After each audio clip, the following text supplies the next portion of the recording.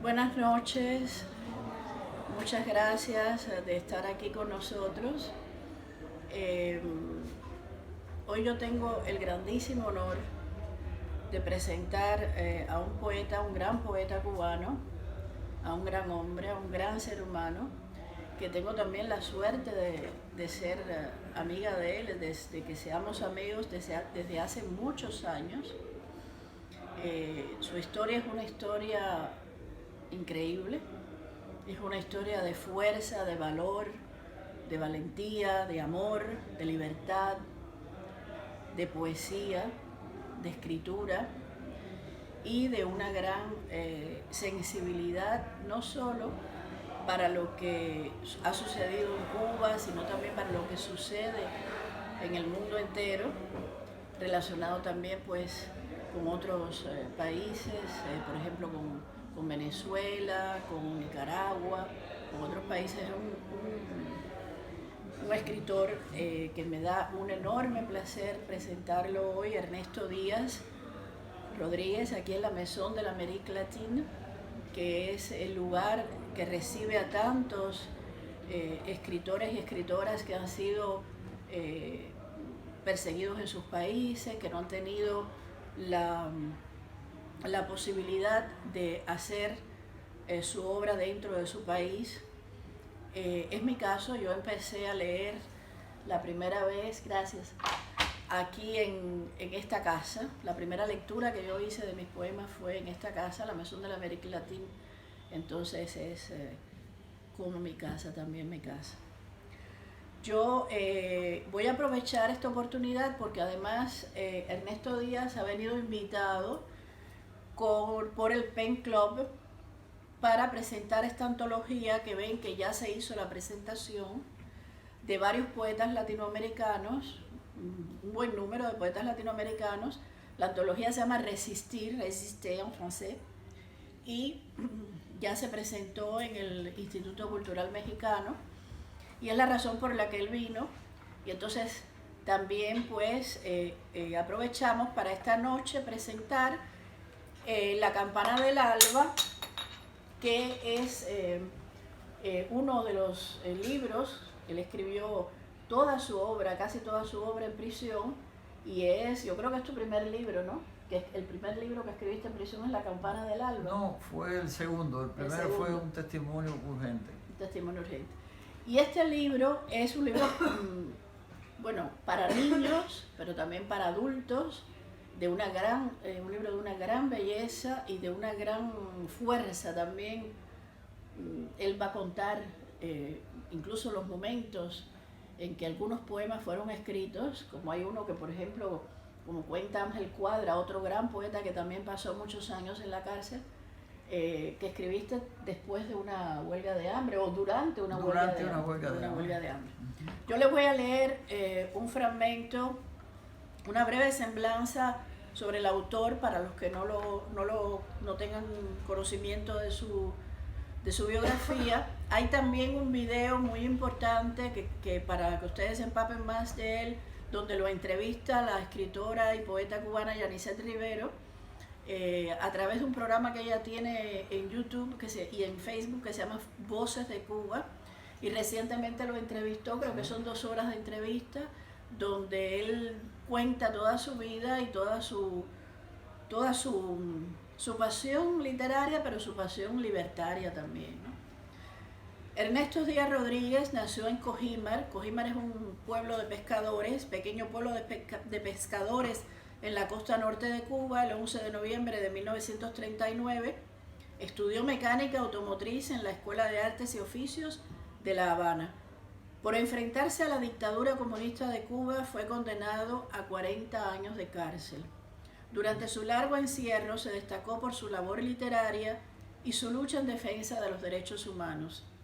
El 23 de marzo de 1991, después de haber pasado más de 22 años en las prisiones de Fidel Castro, gracias a una vigorosa campaña internacional encabezada por Of Human Rights y el Pen Club francés, que en 1989 le otorgó la condición de miembro de honor, al igual que Pen Club de Inglaterra y el de Nueva York, Ernesto Díaz fue puesto en libertad y se le impuso destierro. Desde entonces reside en los Estados Unidos de América. Ha viajado por numerosos países impartiendo conferencias y participando en congresos en favor de los derechos humanos, además defendiendo el derecho de los cubanos a tener la posibilidad de disfrutar de un gobierno genuinamente democrático y a que se les respete su integridad física y su dignidad. Ernesto Díaz recibió el premio Pluma de Oro 1982 por su labor en defensa de los derechos humanos. En 1983 el premio José Martí de Poesía. El pasado año por su incansable, esto fue en el 2010. Lucha por la libertad de Cuba y su activismo en defensa de los derechos humanos fue galardonado por la prestigiosa institución Kiwanis Club Coral Gables Latin con el premio Freedom Award 2010. Como autor ha publicado un testimonio urgente, Miami, USA 1977, que lo escribiste, como bien dijiste, en la cárcel. 5 poetas, escrito en Cuba, 5 poetas disidentes, poesía editorial, Plaza Mayor, Madrid, España, 1978, La Campana del Alba, poesía editorial Playor, Madrid, España, 1985-1989, Mar de mi infancia, también poesía del 91, El Carrusel, poesía editorial Betania, Madrid, 1994, Rehenes de Castro, testimonio. Es un gran libro que yo creo que todos los que se interesan por lo que ha sucedido en las cárceles cubanas deben leer, porque no solo es el testimonio de lo que a él le ocurrió, sino también de sus compañeros, todo del grupo a que él perteneció muy dignamente, muy honrosamente, el grupo de presos políticos plantados. Él les explicará qué quiere decir. Y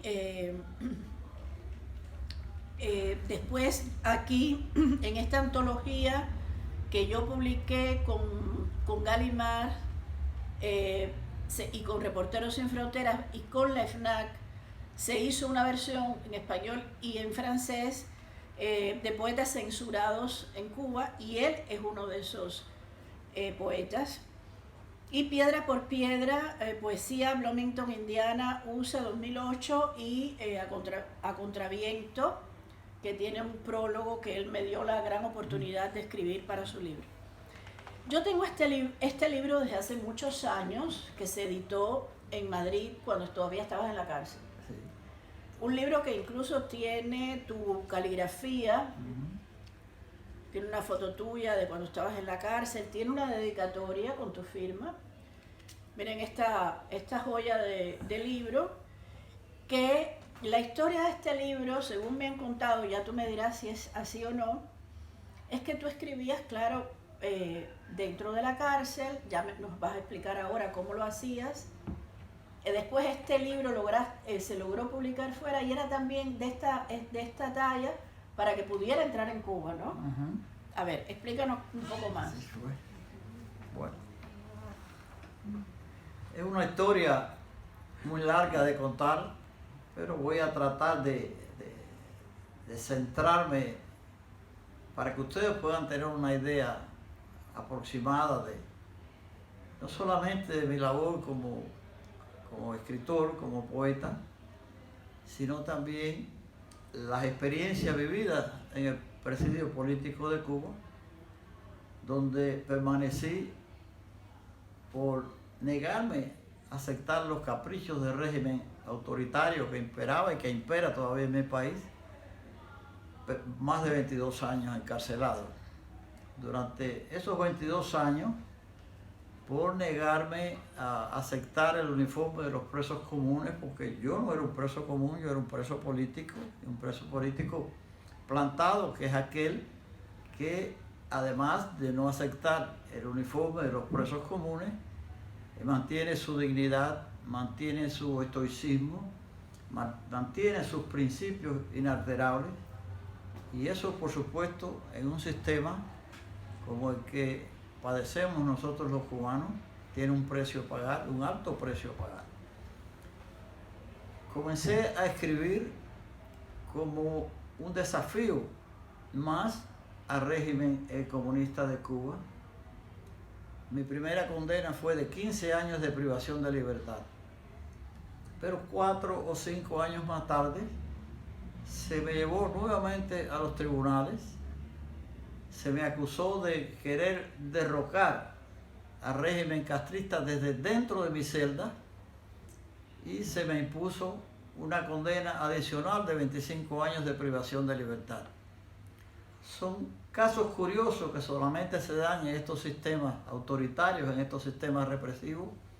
El abogado que el gobierno asignó para llevar a cabo mi defensa, por supuesto, en Cuba no había derecho a escoger un abogado letrado, legítimo, había que aceptar el que el gobierno te impusiera. Él nunca me entrevistó antes del proceso de juicio. Yo creo que apenas conocía mi nombre. Entonces, durante todo el transcurso del juicio, él se mantuvo callado. Cuando tocó su turno de asumir la defensa, el fiscal había pedido 25 años adicionales de privación de libertad. Entonces, el abogado defensor dijo que él no estaba de acuerdo con la petición fiscal, que el fiscal estaba siendo muy benévolo conmigo, que yo merecía la pena de muerte por fusilamiento. Imagínense en qué clase de justicia hay en nuestro país cuando el supuesto abogado defensor es quien eleva la petición fiscal y pide la pena de muerte por fusilamiento. En respuesta a esos 25 años adicionales que ellos me habían impuesto de condena, yo me dije, bueno, yo tengo que demostrarles a ellos que por más años de prisión que me impongan, no van a conseguir doblegar mi espíritu. Entonces, al día siguiente, coincidió que era el 10 de octubre, una fecha patriótica en Cuba, escribí un artículo denunciando las violaciones de los derechos humanos del régimen de Cuba y convocando al pueblo a continuar esta lucha por la libertad de nuestra patria. A partir de ese momento comencé a escribir poemas. Yo nunca me había dedicado a escribir poemas antes de ser encarcelado, pero en las cárceles muchas veces el tiempo sobra, no siempre. A veces el tiempo también uno lo encuentra limitado y eso me pasó a mí, después les voy a explicar.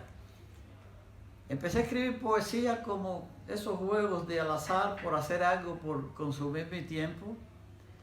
Y sin darme cuenta fui acumulando una serie de poemas que al final algunos de mis compañeros de presidio me estimularon a sacarlo clandestinamente de Cuba y hacer la publicación de ese libro, que es el libro Un Testimonio Urgente.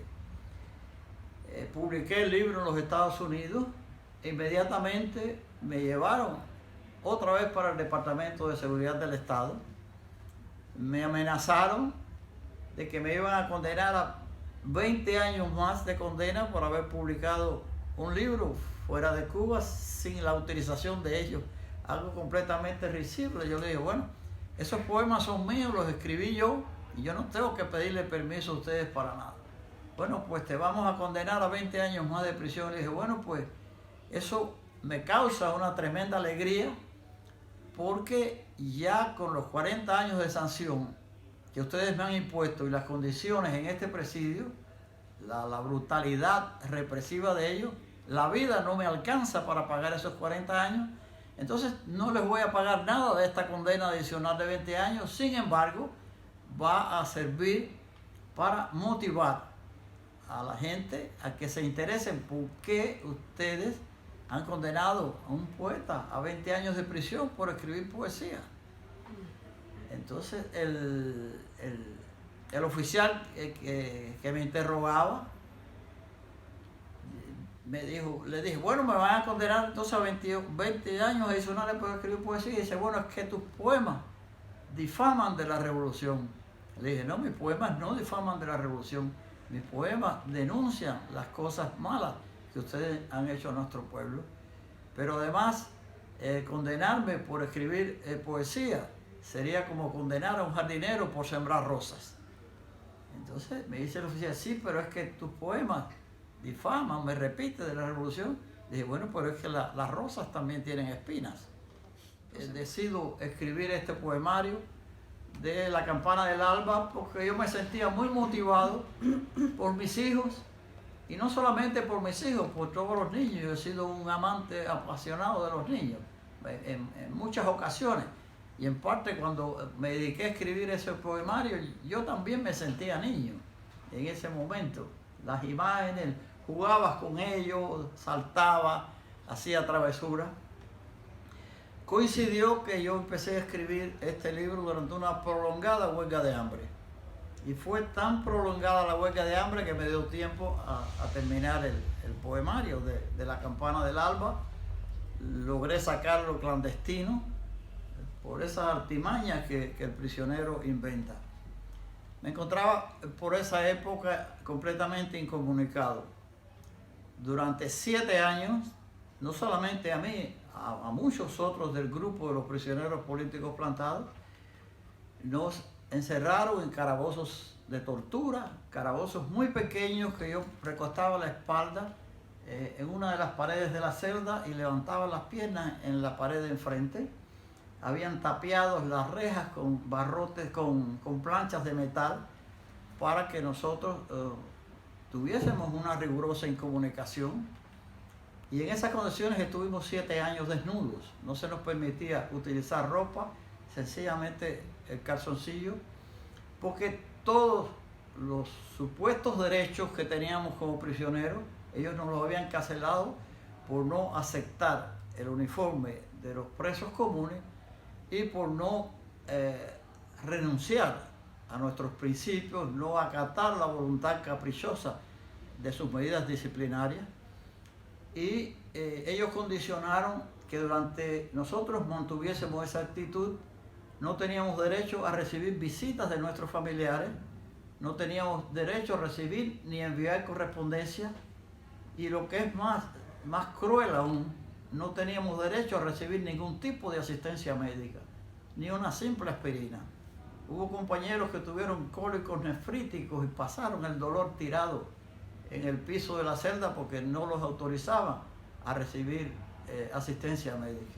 Bueno, en medio de ese mundo un poco monstruoso, yo me sentí muy aliviado con la poesía. La poesía era mi quehacer diario en los momentos que podía. No teníamos muchos papeles para escribir porque nos habían prohibido recibir absolutamente todo, pero algunos de mis compañeros que no usaban escribir me pasaban clandestinamente a través de orificios que habíamos perforado en las paredes de la celda, me pasaban algún material, unas hojitas de papel, cajetillas de cigarros, etc. Y ahí se produjo la escritura de este libro, La Campana del Alba.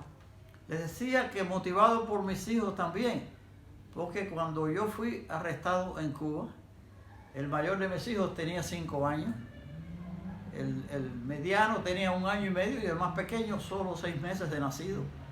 Y yo no pude volverlos a ver hasta 23 años después, cuando yo salí de las cárceles del régimen comunista de Cuba. Pero ellos se mantuvieron muy conscientes de por qué yo estaba en la cárcel. Ellos sabían que yo estaba luchando por la felicidad de mi pueblo, que yo estaba luchando porque se respetaran en Cuba los derechos humanos y porque los cubanos también tuviésemos derecho a escoger un gobernante, un presidente, un senador, todas esas cosas que hacen grande a los pueblos cuando se puede elegir con libertad. Escribí también, que eso les hablaba, un voluminoso testimonio sobre las vivencias que más me habían impactado durante ese prolongado presidio. El libro está a la venta en Amazon, está en español y está en inglés. Todos estos libros están en Amazon. Sí, y todos estos libros también. Y en librerías en Estados Unidos también.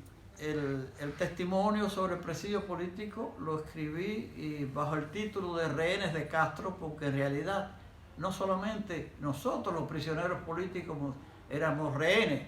En Cuba son rehenes los 11 millones de cubanos que viven a merced de los caprichos del sistema comunista y de esos gobernantes que ascendieron al poder con las promesas de que Cuba fuera un país de libertad, un país democrático, y aparentemente después de 60 años todavía no se han dado cuenta que están cometiendo el error y están cometiendo el crimen de mantener bajo el yugo a esa población mientras ellos se enriquecen a costa de los que pasan hambre en nuestro país.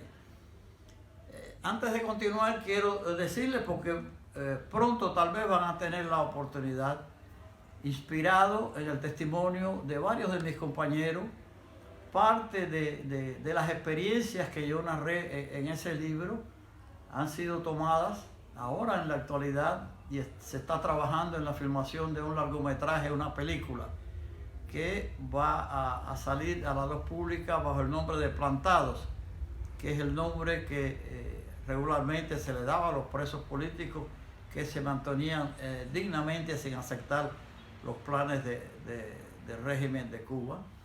La dirección va a estar a cargo de Lilo Vilaplana, un cubano también muy exitoso en sus trabajos como director. Él hizo la serie de El Capo, que por lo menos en Estados Unidos y América Latina tuvo mucho éxito, y él está muy compenetrado en lo que quiere hacer. Tiene un grupo de actores que están muy motivados y actrices. Entonces nosotros creemos que va a ser una gran película, y por lo menos el mundo va a tener que conocer esa otra realidad que se oculta bajo la cortina de hierro impuesta por el régimen comunista de Cuba. Sí, porque hoy precisamente hablábamos tú y yo de que se conoce tan poco, 60 años, más de 60 años después de la tiranía en Cuba, de la cantidad de poetas que han estado en las cárceles cubanas.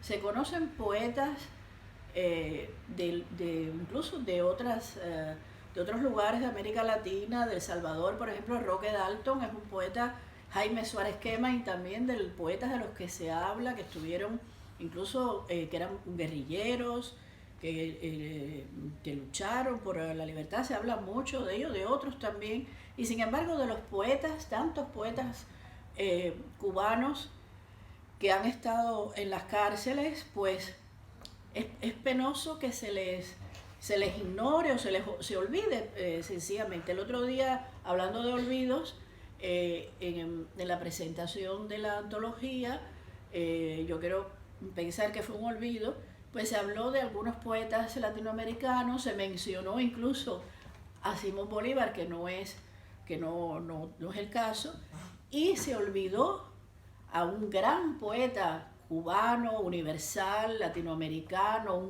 el más grande revolucionario que ha tenido Cuba, José Martí, que además de eso estuvo encarcelado a los 16 años, fue obligado al destierro, y este tipo, en Cuba hay poetas fusilados en la época de la guerra de independencia, de la colonia española, y sin embargo se obvia, se olvida, y en el caso todavía más de los presos políticos cubanos bajo el régimen de Fidel Castro, como es tu caso, como poeta, pero también es el caso de otros hombres que no necesariamente se dedicaron a la escritura, pero se dedicaron, por ejemplo, Ángel de Fana, que se dedica a la edición de libros, revistas. El caso de Eusebio Peñalver, sí, que estuvo, ¿cuántos años estuvo Eusebio Peñalver? 29 años. 29 años, un preso negro, cubano. Chanes de Armas. 30 años tuvo Mario Chanes de Armas. 30 años, que su hijo nació y su hijo murió, y él le dijeron que si se ponía el uniforme de preso común podía ir al entierro de su hijo. Él se negó, él dijo que no, y eso es algo que yo siempre, que todos debemos recordar, pues a su gloria. Él ya murió, Eusebio Peñalver también. Quedan otros presos en Estados Unidos que yo he tenido el grandísimo honor de conocer. Existe la Casa del Preso, hay todavía una gran cantidad de personas que tienen un número de testimonios increíbles. y que tú incluso también ayudas a escribir, ayudas a que se conozca. Tú no te dedicas solo a tu obra, que es una obra de una gran belleza. En este prólogo de Ángel Cuadra, que es un poeta que también estuvo en la cárcel, ¿cuántos años? 15 años. 15 años. Él escribe en este prólogo que tú dices que no eras poeta antes de entrar en la cárcel, pero que sin embargo, como tú eras pescador, que no necesariamente un poeta tiene que ser alguien que no hay que escribir poemas para ser un poeta, que claro, escribir poemas te hace poeta editado o no, pero siendo pescador ya tú eras un gran poeta por la humanidad, la gran idea de la libertad, de la belleza que siempre te acompañó. Es un hermoso prólogo, un prólogo muy completo, porque además estudia tu poesía desde el punto de vista literario, humano, libertario, y también desde el punto de vista de cómo tú huyes de una cierta, pareciera que huyes de un cierto tema de la poesía, y sin embargo estás refugiándote dentro de ese tema para decir otras cosas que también tú crees que pueden interesarle, pues no solo a los niños, a los adultos, a las mujeres. Yo en este prólogo hago referencia a un poema de amor que tú escribes, que es un poema, yo creo que para todo el que lea ese poema, toda mujer va a sentirse tocada por ese poema, ¿no? Yo quisiera, te voy a pedir, yo sé pero yo quisiera, fíjate, yo te voy a pedir que leas poemas, pero yo quisiera que tú dijeras, como lo has dicho a veces en otros lugares en que yo he estado, el poema El Pequeñuelo. Yo no quiero que lo leas, yo quiero que lo digas. Sí, claro, si tú quieres leerlo, lo lees. No, yo creo que lo puedo decir. Ese poema está musicalizado. Hay varios poemas de ese libro, de La Campana del Alba, que a propósito, esta es la 5ª edición, porque ha tenido muy buena acogida, porque la gente es muy generosa y siempre gustan de tener el libro. Y han musicalizado. Hay un gran cantautor cubano que vive en el exilio, de nombre Pedro Tamayo, y él puso unas músicas preciosas a algunos de esos poemas. Que es una lástima no tener las condiciones para haber traído y haberles puesto para que ustedes disfrutaran de esa música. Entonces el poema dice: si un niño quiere que tú le cuentes lo que es la vida de un prisionero, dile primero que hay otras cosas mucho más bellas, como las flores cuando se viste de 1000 colores la primavera. Muéstrale el cielo, la mariposa y la gaviota, el níveo traje de su plumaje sobre las olas. Si el niño llora, si pide luego que tú le cuentes lo que es la vida de un prisionero, dile que hay cosas aún más bellas, la rosa blanca, la blanca estrella y los colores de su bandera. Si un niño quiere que tú le cuentes lo que es la vida de un prisionero, canta una copla, inventa un juego, pero no digas a un pequeñuelo lo que es la vida de un prisionero. Bravo.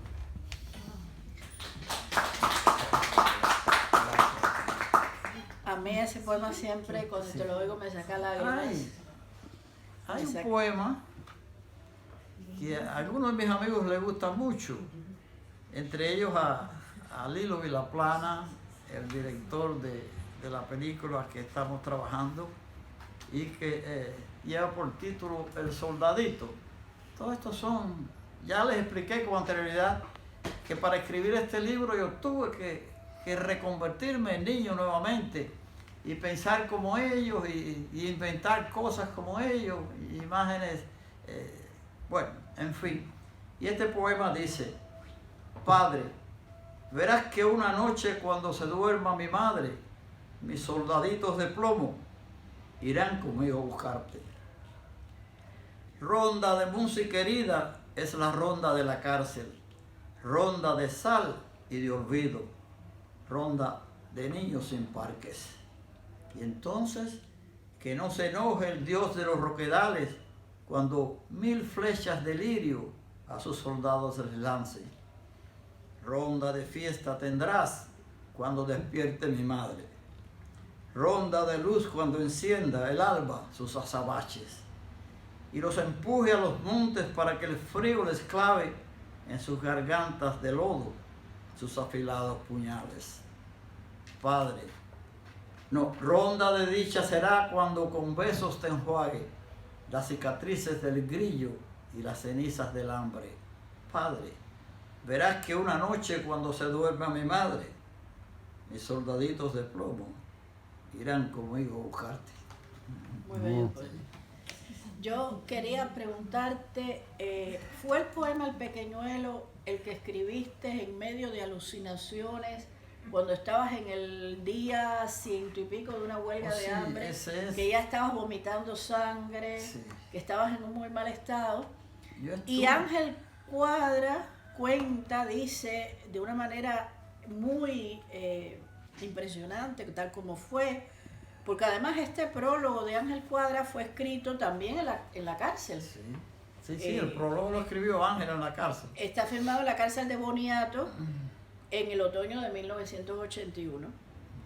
Y él cuenta que ya tú estabas muy mal y que la manera que te salvó el poema que empezaste a escribir. Oh, sí, es una historia.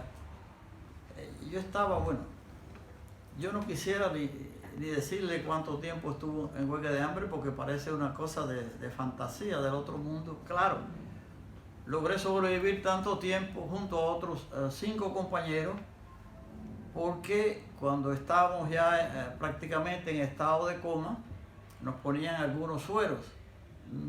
Nunca pasaban de 2, con unas agujas gruesas despuntadas, nos atravesaban las venas. Después dejaban 1 litro de adicional de dextrosa al 5% dentro del calabozo y nosotros mismos yo tenía en esas condiciones que cambiarme el suero o tener que esperar que me dieran otros 20 pinchazos. Entonces yo temía quedarme paralítico porque algunos compañeros que habían estado en huelga prolongado tiempo se habían quedado paralíticos.